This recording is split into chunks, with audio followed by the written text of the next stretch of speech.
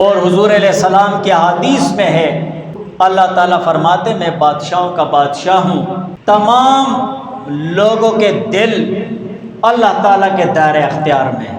اللہ تعالیٰ فرماتے ہیں جب یہ بندے میری اطاعت کرتے ہیں، میری عبادت کرتے ہیں، مجھ سے مانگتے ہیں، میری طرف لپکتے ہیں، تو میں ان کے حکمرانوں کے دل ان کی طرف برحمت و رأفت، رحمت اور نرمی کے ساتھ پھیر دیتا ہوں۔